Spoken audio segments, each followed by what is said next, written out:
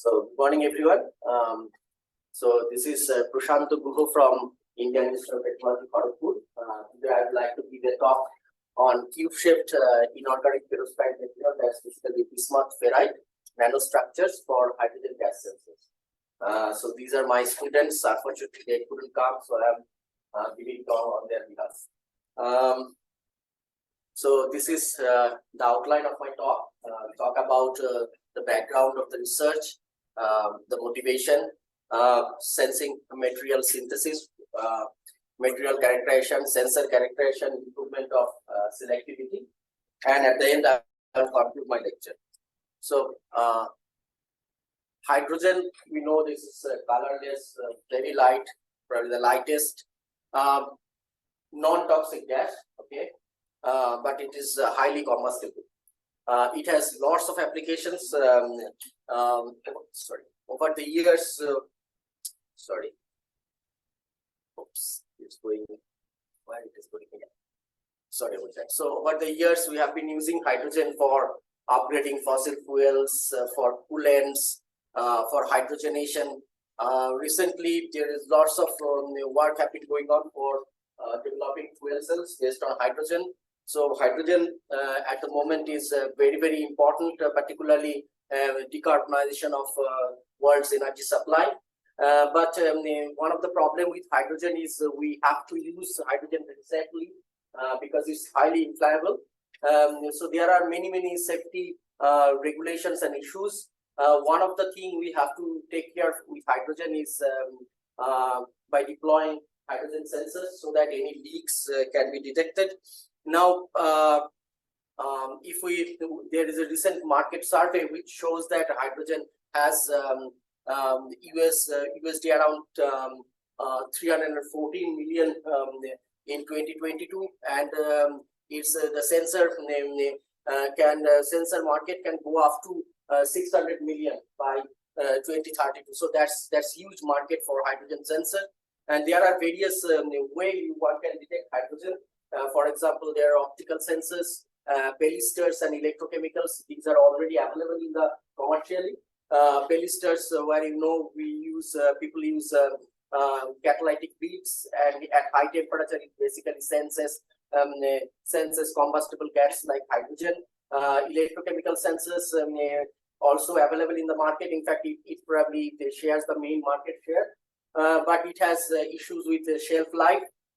People recently started working with the hydrogen resistive sensor. Now, hydrogen resistive, those who doesn't know resistive gas sensors are those sensors where the targeted analyze when it comes in contact with the gases. When it comes in contact with sensing material, its resistance changes. So if can measure the change in resistance, they can figure out the concentration of the gas and which gas it is. Typically, resistive gas sensor, typically resistive hydrogen sensors contains like metal oxides, RGO, TMEs, etc. With PT or PD nanocomposites. PT or PD is important for hydrogen detection, but PT or PD is very expensive. Platinum is very expensive. If you instead of buying platinum target, if you use some precursors like H2PTCl6, those are unstable in the sense they can absorb water quite quickly. Resistive sensors are getting popularity because they are simple in structure compared to other gas sensors like optical, electrochemical, or pelisters, and easier to integrate with CMOS circuits. But the issue is obviously with selectivity. So this is what we have done in this work, or my students have done in this work. We have synthesized, we have targeted Bismuth Ferrite, or in short BFO. So these are the precursors we have mixed with water and then dilute nitric acids.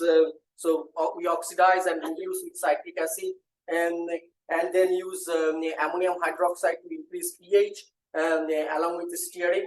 At the end, we do calcination to improve the crystallinity of the material, and we have like brown powder of BFO. So BFO is a promising multiferrite material. Now, So this is some material characterization. We have done SEM, FTIR, XRD. SEM shows these cubic structures of BFO, cube-like structure. XRD shows that the good crystalline material we have developed. They are rhombohedral in nature. The way we have fabricated the sensor, we spin coated the BFO solution on this interdigitated gold electrodes. The electrodes are on ceramic substrate. This is a schematic view of our gas sensor system. So we have a dry air, we have hydrogen cylinder. Through MFC, we are passing it and mixing it and passing it in the chamber. The chamber contains the sensor, and there is some heating arrangement because this kind of material interacts gaseous at relatively high temperature, and there is some source measure. You need to measure the change in resistance or change in current of the sensing layer. Now this is the sensor characterization. We have found the optimum temperature of the sensor. Optimum temperature in this case around 200 degrees centigrade. So the way we do this is we use a specific concentration of hydrogen and measure the response of the sensor at these temperatures, and we found that 200 degrees centigrade is optimum. So we did all the subsequent tests at that temperature. So this is the typical response curve of the resistive sensor. Here we have introduced hydrogen, and here we have switched off the hydrogen. So it resistance goes up in presence of hydrogen, and then its resistance goes down in presence of hydrogen, and then it goes up in presence of air. So this is the response, and we got a response around 1.8 times in 50 ppm to 5 times in 1000 ppm. So we have measured between 50 and 1000 ppm of the concentration of hydrogen. Now these are from the response curve. One can find out response time and recovery time. For our sensors, response time is around 205 seconds at 1000 ppm H2, and 330 seconds for the same concentration of hydrogen.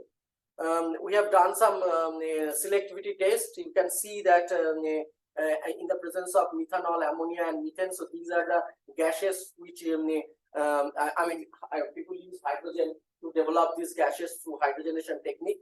So that's why we are comparing the performance of the sensor in presence of these gases, and we found that the sensor is specific towards hydrogen. We have done some repeatability test for around 120 days.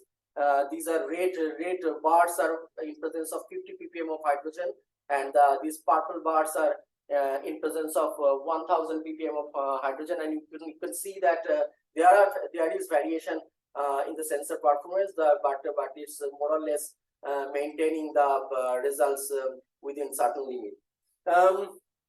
So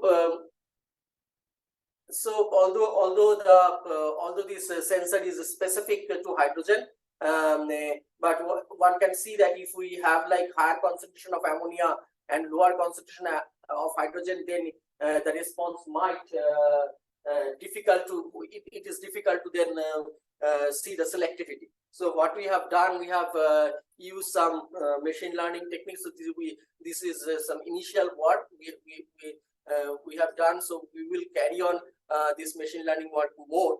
So here what we have done, we have used linear discriminated analysis, LDA. In this particular case, we have used some features from this response curve, this response magnitude, response time, recovery time, and concentration, and put this within this and use this supervised learning technique to get some the plot in LD1 and LD2, and one can see that isolated cluster of hydrogen data points evidence the prominent separation among other interferent analytes. In conclusion, I would like to say that it is important to develop low-cost, selective and sensitive hydrogen sensor because lots of application with hydrogen is coming up. In this particular work, we have developed Bismuth Ferrite as a sensing layer. The sensor showed quite good response. In fact, 5 times response in presence of 1000 ppm hydrogen with reasonable response and recovery time. Sensor performance was repeatable, and we have measured almost 4 months with those sensors. Sensor selectivity was improved using linear discriminant analysis. Thus, our sensor showed promising performance for the development of future hydrogen sensor. So, just one more slides. So here we are now. This is India, and our institute is institute at the eastern part of India. This is the Indian Institute of Technology, Kharagpur. And I would like to acknowledge my students who has done the work. Thank you very much.